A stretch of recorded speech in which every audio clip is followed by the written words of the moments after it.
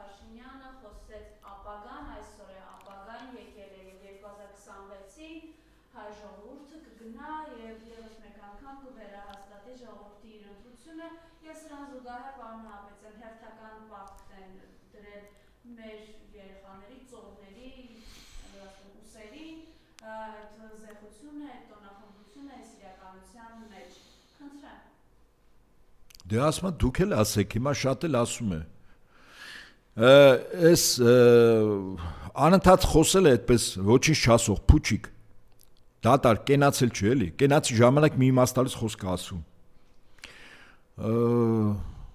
այլևս ասելիք չունի կրկնվում է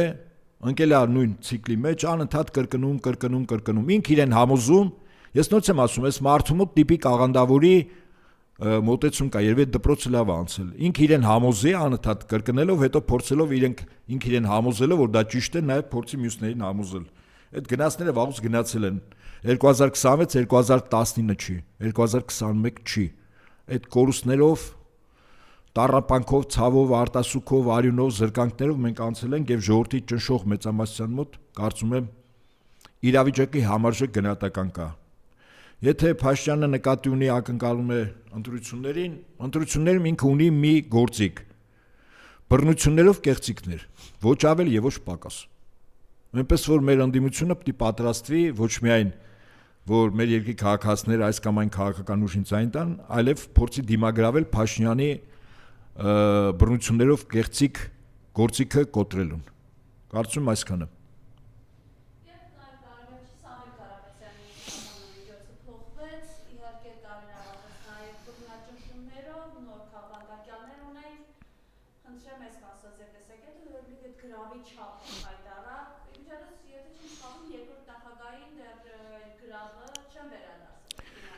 Կապ չունի Սամվել Կարապետյանը բանտում է թե տանն է իր նկատմամբ քրեական գործը կա ցանկացած ժամանակ այդ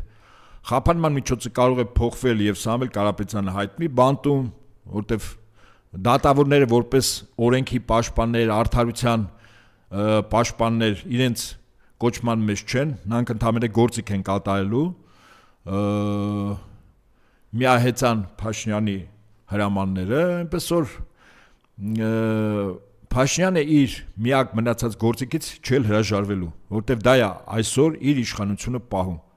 Այն է բռնություն, իրապահ համակարգի կողմից ապօրինություններ, բանտեր, խոզարկություններ եւ այդպես շարունակ։ Ուղղակի մեր երկրի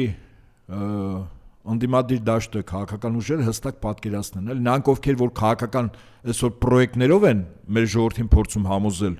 Նաև իշտեն որոշակի առումով իրականության մեջ, իսկ իրականությունը հետևյալն է Փաշինյանը որևէ ձևով ընտրություններով իշխանությունը չի հանձնելու որպեսզի մեր ընդդիմադիր դաշտը մեր երկրի